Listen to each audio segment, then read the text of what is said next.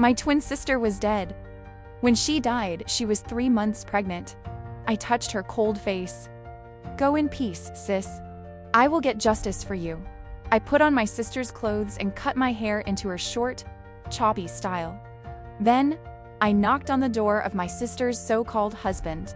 The moment the door opened, Hank Miller and his 70-year-old mother charged at me, shoving and cursing. You've got some nerve. You dare run away after getting beaten senseless? Wash these dirty clothes. If you don't finish, you won't eat tonight. You and that pathetic bastard in your belly will starve. The moment I stepped inside, they pushed me toward 3 large plastic bins overflowing with clothes, new and old, various colors and styles. This Hank was a notorious single man in the village. He and his mother made a living collecting junk and scrap metal. It took him until age 40 to scrape together a large sum to buy a wife my sister. I sat down on a wobbly stool in silence. They returned to the inner room and reclaimed their bowls. I looked around, an unsettling, familiar sense of disgust rising in my stomach. The air was thick with the stench of garbage collected in the corner. The stove was caked in grease and soot. The once white plaster walls were smoked dark gray. Hank spat on the ground while eating, you stubborn cow. Took a beating like that and still act like nothing happened. We paid a high price for an educated woman, hoping to improve the Miller bloodline. And you let another man sow the seed. His mother's cold voice echoed, the wench can't die yet. Keep her alive so she can work and pay off her debt. Our money can't be wasted. I walked into the inner room and flipped the dining table. They were clearly shocked by my defiance and froze for a moment. Soup and rice splattered everywhere, covering their faces and bodies. Hank dropped his chopsticks and lunged to punch me. His mother cursed, pulling a pair of scissors from a basket. I pulled out a piece of paper and threw it in Hank's face. Paternity test result. The child is yours. He grabbed the paper and squinted at it under the dim light. His mother rushed over. She couldn't read, but she kept asking, is it really yours? The Millers have an heir? He shook the paper wildly. It's mine. It's really mine. We have an heir. The two of them embraced, ecstatic. It took a moment for Hank to remember me. He detached himself from his mother and ran to hug me affectionately. Lana, I was impulsive. I'm an asshole. Is our baby okay? Where have you been all this time? Mom and I were so worried. His foul, stale breath, mixed with cigarette smoke and alcohol, hit my face. My stomach churned and I shoved him away. He assumed I was angry. He kept smiling. Oh, it's that idiot doctor's fault. He said I had weak sperm and would have trouble conceiving. Damn it, I knew there was nothing wrong with me. Tomorrow, I'll smash up his clinic and vent our anger for you and our child. His mother dropped the scissors and rushed over to touch my belly. Oh, is my grandson okay? I'm so sorry about what happened to my precious grandson. I sidestepped her and said coldly, I'm hungry. His mother immediately snapped to attention, her usual fierce face now beaming. Here, Mom will get you some food. I frowned at the sight of the greasy pot. I want to eat at the restaurant at the end of the village.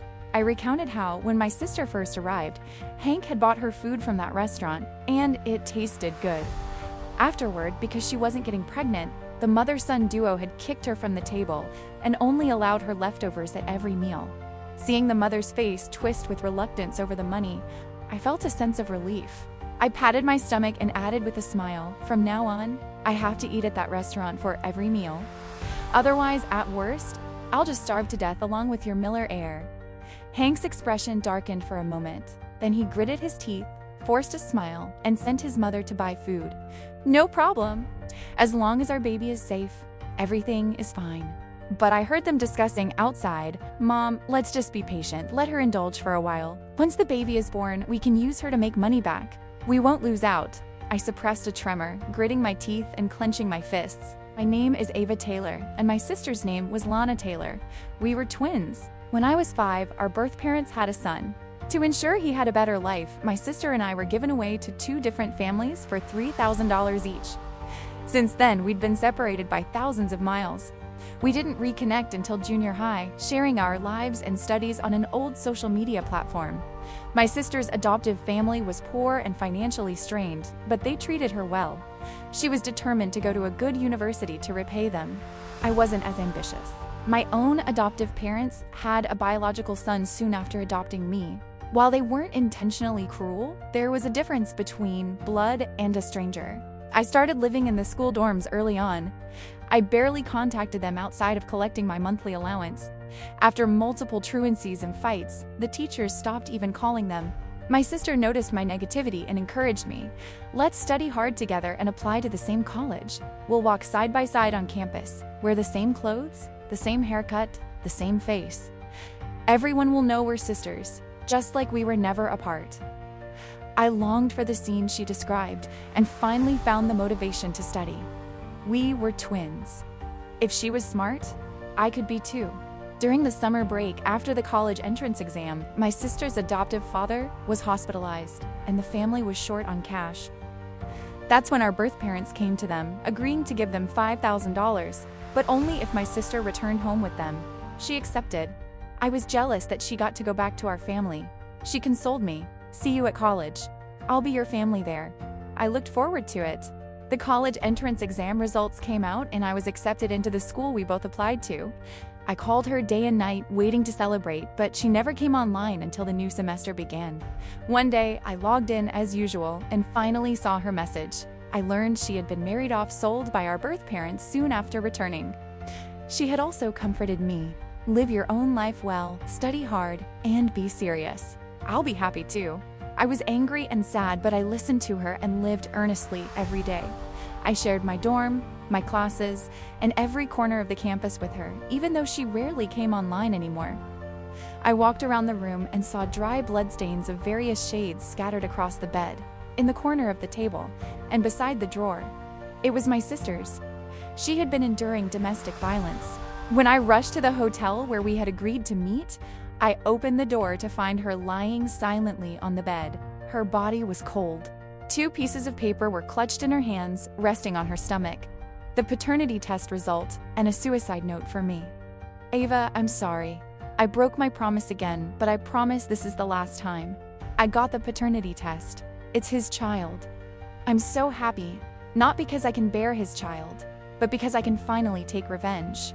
I will take his heir away. It was my selfishness that took its life without permission, but I don't want my child to be born into this environment. If the police agree to investigate the reason for my suicide, please tell them there's an accounting book in my dresser drawer. It's shameful, but I hope those men can be punished to some degree. If no one investigates, forget it. I shouldn't leave this burden to you, but I truly don't know who else to turn to. If there's a next life, let's be sisters and never be separated again. Suicide, even due to domestic violence, would only earn that bastard a few criticisms. No real pain, no real punishment. I touched her cold face. Go in peace, sis. I will get justice for you. The mirror in the bedroom, covered in dust and unknown grime, reflected a blurry figure. She had my sister's face, her short hair, and her clothes. Only a simple pendant was around her neck. I touched the pendant. It was made from my sister's ashes. I took her to the funeral home and had her cremated. I hired a craftsman to polish her remains into a shiny, translucent stone to wear around my neck. My sister was still here. I wanted to show her my best. With a rattling sound, Hank pushed the door open and walked in. He wore a lecherous, probing smile. Lana, hey, come out! The smile froze on his face, replaced by anger. I took a deep breath and spoke in a softer tone. I can't sleep if you make noise all day and night. The doctor said I'm weak, and without enough rest, I'm more prone to miscarriage. The word miscarriage instantly worried him. No problem. I'll sleep in the outer room. You rest. I cautiously retrieved a small gridded notebook, the kind elementary students use, from the bottom drawer of the dresser. When I opened it, a list of expenses and payments appeared. The handwriting was messy and ugly. It must have been Hank's. April 20th, Old Man Josh, $200. May 10th, Sam, $200. May 28th, Jay, $200. June 8th, Tim, $200. June 4th, Will, $200. There were dozens of continuous transactions, filling half the notebook. Was this what they meant when they said they'd use her to make money and pay off debts? Shameful. Bastards. I angrily clutched the ledger soaked with my sister's blood and tears, committing the 5 names to memory. They packed the restaurant takeout for every meal as I demanded. But after only a few days, the false harmony was wearing thin. It seemed I wasn't eating food, but their lifeblood. Such a waste. I'll let you take advantage of my grandson for a while, but later you'll be in trouble. You're a leech. If you dare have a girl, I'll sell both of you. The more they spoke, the more I chewed and ate. The old woman, dissatisfied with just words, grabbed the scissors and stabbed my arm. I quietly held out my hand. When the blade pierced my flesh, she realized the pain I felt might affect her grandson. So she grabbed my hair and began to shake my head violently. Seeing the familiar locks of my sister's hair, I remembered her old photos with long, sleek, dark hair. When I last saw her, it was short, uneven, and yellowish. Enraged, I bent my leg and fiercely kicked the old woman's stomach. She fell to the ground with a thump. Hank raised his hand to hit me. I turned my back to him. Go on, hit me, hit here. I want to see how tough your son is and how many times he can take it. If you dare upset me again, I'll jump in the river, hang myself, or drink poison. I'm tired of living, and I have plenty of ways to kill it. Don't believe me? Try it. The old woman scrambled and crawled to grab Hank's leg. He inhaled and exhaled several times, air hissing from his nostrils. Finally, he lowered his hand. After the huge fight, I finally had a few days of peace. On a warm spring afternoon, women in the village gathered in groups of 3 or 4 beneath the wall, gossiping. When they saw me, they exchanged glances and fell silent. As soon as I passed, the chatter behind me resumed, even more excited than before. I heard that Hank's wife has been around for 4 or 5 years and hasn't laid an egg. Better to raise a chicken. Oh, it's not just that she can't conceive. I've seen other men going in and out of her house several times. It was too dark, so I couldn't tell who it was. Humph, I knew she was no good. She looks serious, but the cleaner she looks on the outside, the darker she is inside. That woman deserves to be beaten every day. I wish she'd be beaten to death. In the group, the wives of Will and Sam were the most enthusiastic. It was a shame they didn't realize their own men were the ones coming out of Hank's house. I also paid no attention to the men who often stared or whistled at me. The more you see others enjoying themselves, the more you fear it happening to you. I wanted to see how much fun they'd have. Will and his wife were arguing in the fields these days. I calculated the time and circled to Will's yard. I stretched a stick over the wall and retrieved a pair of red, sagging boxers hanging on the clothesline. I stuffed them into a plastic bag. Then, I went to Sam's house. He and his wife were probably busy selling tofu at the market. Sam's house had no wall, so I walked along the edge of the house and found the bedroom through a crack in the window. I flattened Will's underwear, shoved it into the gap, and dropped it onto the bed beneath the window. That evening, as I ate, the Sam family began to make a scene. Sam grabbed his wife's hair, threw her out the door, kicked her a few times, and tossed the tattered boxers in her face. Will's wife, who was intently watching, suddenly spotted her husband's distinctive underwear on the other woman. Her face immediately turned black, and she charged in to fight the other woman. Will, unaware of what was happening, stepped in to stop it, but was beaten by his own wife and Sam. The 4 began fighting outside and moved inside, smashing pots and pans and cursing. More and more people gathered around. Whistles and cheers rang out incessantly. I spotted Josh in the crowd. He was clapping and whistling, clearly enjoying himself. I slipped next to him and let out a faint ouch. When he saw me, he actually smiled and squeezed my butt. I covered my stomach with one hand, clamped down on his arm with the other, and crouched on the ground in pain. Hank and his mother heard the commotion and ran over. Seeing this, they tightly clenched their hands. One opened her mouth and lunged at Josh. "You bastard! You dare touch the Miller bloodline, I'll kill you!" Josh easily escaped the old woman's grasp on his arm and pushed her away with one hand. Seeing her hurtling toward me, I quickly dodged. Her heel caught on some debris on the ground, and her head hit a large tree trunk hard. Her body then slid down the trunk. Josh stood stunned for a moment, and Hank hit him over the head with a stick. Blood instantly streamed down. Just then, the sound of sirens wailed from a distance. I sighed in disappointment, slowly turned back, picked up my bowl, and continued eating. Will and his wife, Sam and his wife, Josh, and Hang, everyone involved in the brawl, was taken to the police station, fined a few $100s each, and detained for a week. Hank's mother was taken to the town hospital. After waking up, she was half paralyzed on the bed. Her mouth drooped, her eyes slanted, and she babbled incoherently, drooling. The half of her body that wasn't paralyzed continued to twitch, like a dying insect. The doctor said the nerves might be damaged, and she needed to be taken to the district hospital for a checkup. After mediation by the police, Josh agreed to pay $1,000 for medical expenses. In the end, he only gave them $100. Hank pulled the old woman home in the scrap collection cart. The excuse was no money for the doctor. I praised Hank for his resourcefulness and volunteered to share his burden. You just focus on collecting scrap. I'll take care of the house. We need to claim the hospital money Josh owes us. If he doesn't pay, you keep pestering him. Near noon, a sizzling sound continued to come from the old woman's room. It seemed she was hungry and urging me to eat. I took a bowl of porridge and went into her room. Her slanted eyes, unable to emit the malicious light of plotting against others anymore, looked up. I sneered and dumped the porridge on the ground in front of her. She angrily convulsed her nearly paralyzed body, trying hard to turn her slanted eyes toward me. I waited until she calmed down before speaking. Not dying instantly is your karma. You'll suffer this punishment slowly. That evening I spoke to Hank. She doesn't want me to serve her. She spilled the porridge I brought. I'm afraid she hit my stomach, so I didn't dare get too close. He cursed under his breath, then went to her room. A while later, a soaked mattress was dragged out, stained with water and a light yellow substance. He glanced at me out of habit, expecting me to clean it up.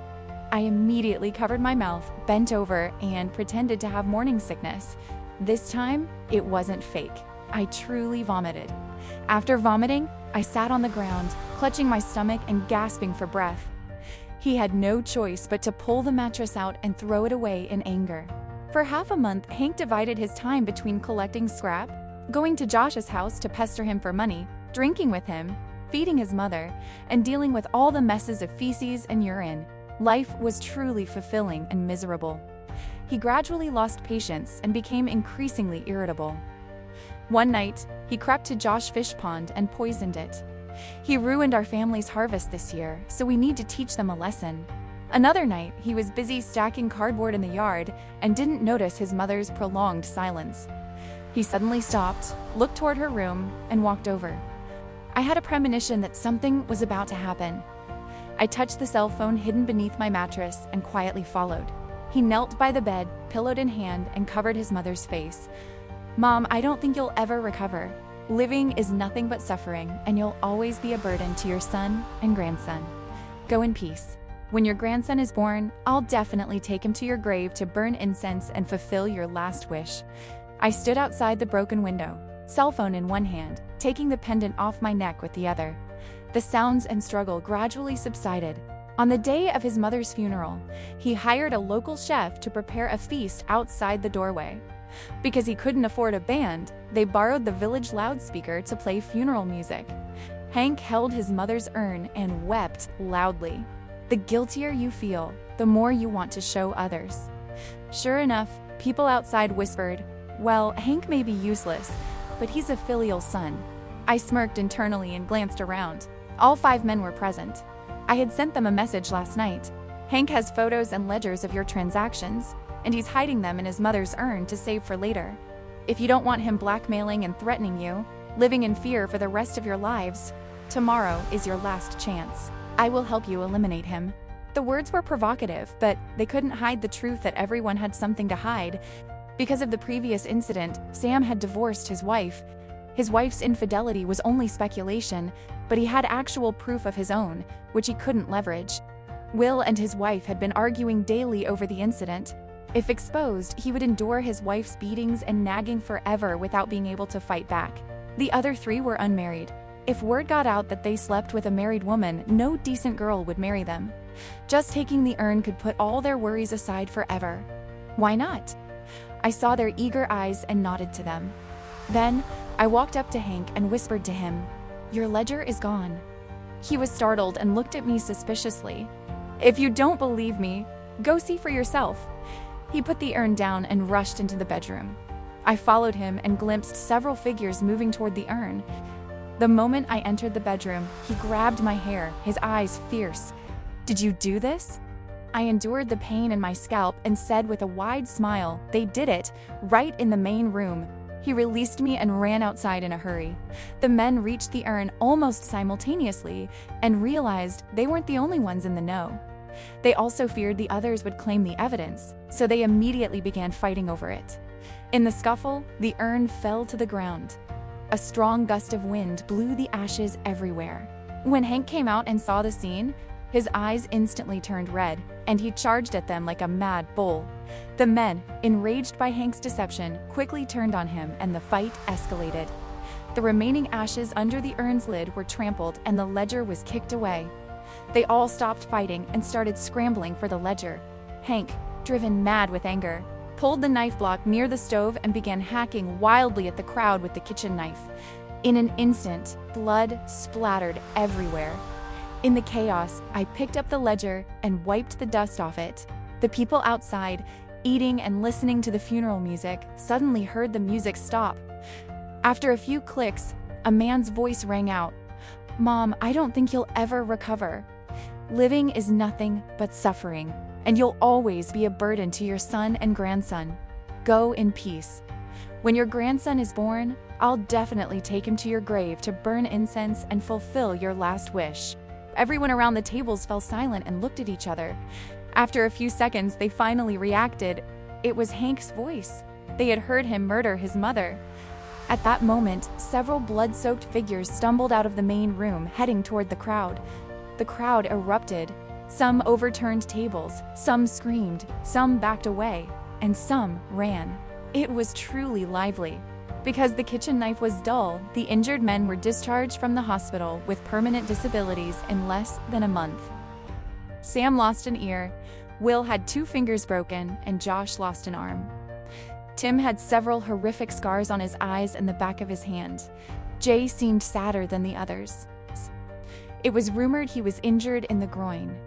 Because the ledger and photos were now gone, the 2 men suspected each other, always believing the other was hiding the evidence during the chaos and trying to set them up.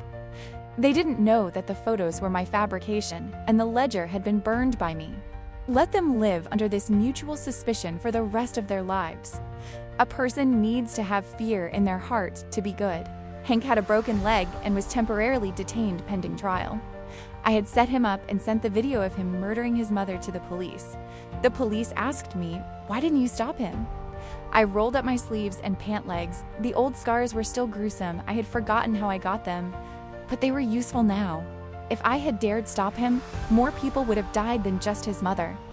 The police officer thought for a moment and decided to drop the issue. Some victims hired lawyers to demand compensation. "What are you gonna do?" I spread my hands. I was sold to him as a wife. There was no wedding, no marriage certificate, and no legal marriage, so I have no obligation to compensate him. "Oh, he has 2 rundown, broken rooms. Whoever wants them can take them." The police officer's expression became serious. "If it involves human trafficking, that's another case. Please report to the police later. Where is your family home? Do you have contact information for your family? We can arrange to send you back or notify them to pick you up." I shrugged and smiled. "No, my parents sold me to him. Then they said it was a dowry, not a transaction." After Hank was sentenced to death, I visited him. Through the glass, his expression was sometimes violent, sometimes anxious, sometimes confused. It was amusing. I looked at him coldly, allowing him to speak. He looked bewildered. I figured it out recently. You must be the one behind this ledger and the video. You're Lana, but you're not Lana." He seemed to want to say something but couldn't articulate it. Finally, he pleaded, "I have only one request. You have to give birth to the child. The Miller family must have an heir." I chuckled. I took the pendant off my neck and told him. He bowed to me several times and said he was wrong. His face was pale and green. Finally, he gritted his teeth, stepped back, and knelt on his broken leg. He repeatedly slammed his forehead against the concrete floor, murmuring something to himself. The guard, as well as the visiting prisoners, all looked at him. Though no sound was audible, I curled my finger to motion him to shut up, satisfied. He looked at me expectantly. Too late. I already had an abortion. Oh, by the way, it was a boy. He froze for a moment, then suddenly stood up, pounding on the glass and cursing. His one leg lost balance, and he fell heavily to the ground, scrambling to stand up in a panic. Crazy? Useless? I stopped looking at him. I put the pendant back under my collar and said to it, "Wait a moment, sis. It's not over yet." I took the bus home to the place I had never returned to. My sister had returned, been sold by our birth parents for $3,000. Then they received $5,000. A day later, she was sold again for $20,000. It was a truly profitable business. They then used the money to buy a house in a good school district in this small town so their son could attend school. The familiar woman spoke indifferently through the security door. "Go live your life with your husband. Don't come here anymore. We have no kinship anymore. My husband committed a crime and is dead. Do you want another engagement gift?" I was let in. No one spoke to me. Amidst their angry stares, I picked up my bowl and chopsticks. The meal was eaten in complete silence. I quietly stared at the food on the plate, noticing they hadn't touched the part of the dish I had taken food from. They were eating from the other side. So, I used my chopsticks to flip the dishes on the platter. My mother's eyes widened. My father slammed his bowl down. My brother yelled at me. "Didn't anyone teach you not to flip food while eating? How uncivilized." I didn't even look up and continued flipping the food. That's right. I had a mother who birthed me, but not one who raised me. My mother sneered. "Don't be sarcastic. You have to rely on your own abilities to live your life. No one in this house owes you anything. Selling the family home and ancestral land, tossing the elderly into your siblings' homes like garbage. Selling your daughter twice. Just bought this house in town, fearing relatives would come asking for money. You proactively severed social ties with the hometown. What a skill to rely on your own abilities." My brother directly picked up a plate of food and threw it at my face. "You're just a bought animal. Being fed is a privilege. Don't you dare be rude." My father suddenly stood up and kicked the chair, making a clatter. "Bad luck." He spat and wanted to leave. How could this family do every wicked thing, enjoy every benefit, and then have the audacity to despise the victim? What talent? I dusted the vegetables off my hair and face and placed them back on the dish. "Stop right there. While I'm still willing to pay you the dowry money, you should be polite to me. If I don't cooperate, your house could become a haunted house. Not only will you not make money, but you'll lose money too. Such bad luck." I poured the remaining vegetables and grease from my bowl back onto the dish and mixed it all up. "I can easily cooperate. All three of you eat this food." They glared at me as if they wanted to devour me. Uneducated! After a standoff, they finally picked up their chopsticks. I was so angry I wanted to vomit, so disgusted I felt nauseous, but I had to force myself to eat it. They should also experience this feeling of powerlessness. My brother pulled my mother onto the balcony.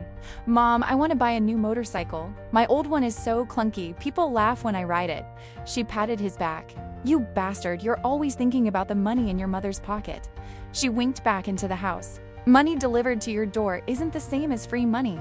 Why should I feel bad about it? You don't know anything." My brother suddenly jumped up happily. "Awesome! The Harley I'm looking at is about the same price. We'll talk about this later. Oh, and you two did a great job. Find a way to lure that other one back by then. She's definitely worth more." She scolded. "Idiot. Do you think it's that easy?" They walked back into the house hand in hand. My mother coughed and said to me, "I've contacted someone to help you. It's a bit far and the man is a bit old.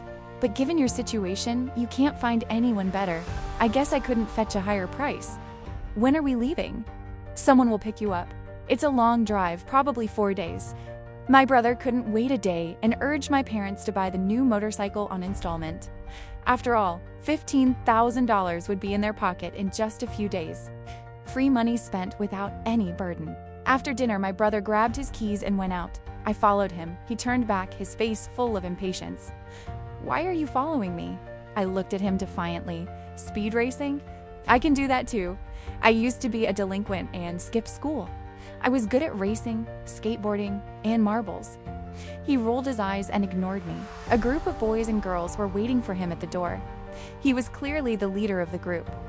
After he got on his bike, a hot girl wrapped her arms around his waist from behind. I stood in front of his bike. "You can't beat me. Try it if you don't believe me." Hearing this, the boys behind him erupted in noise. He was too embarrassed to back down and stiffened his neck. Try it. If you lose, kneel down and call me master. If you lose, what happens? They laughed. Whatever you want. Deal? I borrowed one of his subordinates' spikes. It wasn't as good as my brother's, but it wasn't much worse. Under the stunned eyes of the younger boys, I finished a minute ahead of him. I admit there was an element of luck in my life. After all, I hadn't raced in years, and my back was drenched in sweat from the anxiety. He took off his helmet and asked me, his face stormy, "What do you want? 3 days from now, let's race again on the winding mountain road. If you lose again, you'll kneel before me and beg." He gritted his teeth in hatred. "That road has too many sharp turns. We rarely use it. Pick another route." I goaded him. "Are you scared already? If you want to kneel now, I won't object. I'll give you 3 days. Practice up. With guts like that, you still want to be a bully?" He roared at me, then sped off. "Fine. Then you can kneel and get the hell out of here immediately." I checked my phone and confirmed the weather for that day. Heavy fog in the mountains. I smirked. "Let's see how long you can last. 1 day is bad luck, 3 days is a charm." My parents received the call on the night of the 3rd day. Before the race, I had provoked my brother. "Soon, you'll have to bow down to an animal. How does that make you feel? What if you're worse than an animal? I'm afraid it will be hard to associate with your crew from now on." Furious, he twisted the throttle all the way and roared out. I followed slowly behind. The road was slippery, and he collided with an oncoming imported SUV after a sharp curve. He and his bike were flung over 30 feet. If the guardrail hadn't been there, he would have rolled down the mountain. It took me 5 minutes to reach the scene of the accident. The doctor said my brother's injuries were severe. Even if he survived the critical stage, there was a chance he would become a vegetative patient and never wake up. My father collapsed to his knees, weeping miserably. My mother stared at me with wide, vacant eyes. I found my father in the hospital hallway in the middle of the night. I took out the pendant, opened a bottle of mineral water, and poured it all over his face. He woke up with a gasp. I suppressed a cough and spoke slowly. The traffic police reviewed the surveillance footage and determined my brother was entirely at fault for speeding. His bike wasn't insured, so the family must compensate for all the repair costs and medical expenses for the imported SUV. The preliminary estimate is about $140,000. My brother still has over $15,000 in bike loan payments. A vegetative patient requires long-term, expensive care and supplements. My father slumped to the floor. "How can we possibly have that much money? This is as good as trading my life." My mother fell from her chair, gasping as if she would faint again. I muttered to myself, "What else can you sell? The house won't even sell for $70,000. The motorcycle is completely totaled and can't be sold. You'll have to sell your remaining daughter to make money to pay his debt and treat him. The day she dies, he won't open his eyes to look at her. After she dies, he will refuse to wash the body, wrapping the stinking corpse alone on the bed, and no one will know." My father howled, trying to get up and charge at me. Halfway, he fell again, convulsing and vomiting. My mother looked stunned, as if she wasn't reacting to external stimuli. Only tears and snot streamed down like water. I gently patted her. "I recall Dad has high blood pressure. Looking at him, it seems like a stress-induced stroke. If he becomes paralyzed, you'll be in big trouble." She suddenly went crazy, her eyes bloodshot, screaming, "Ah, you're a demon! A demon!" Then, my mother suddenly remembered something, crawling on her knees toward me and hugging my leg. "Lana, help us! Go make nice with that family and find a way to support us. We were wrong to you before, but we're your family after all. Please, save us, please." I kicked her away. "Did you forget? You have to rely on your own abilities to live." The noise startled the nurse. "What's going on? No shouting in the hospital?" I pointed to the 2 people on the floor. "That man seems to have had a stroke. This one appears to be a bit crazy." The nurse called for them to be taken for treatment, then called to me, "Are you the family member? Remember to pay the fees and complete the admission procedures at dawn." I held the pendant. "No, they're not my relatives. My only relative is here." I walked out of the terminal, the sunlight shining brightly, making the pendant sparkle. "Look, sis, this is the city where I work. It's beautiful and clean. You'd definitely like it. We will never be separated again.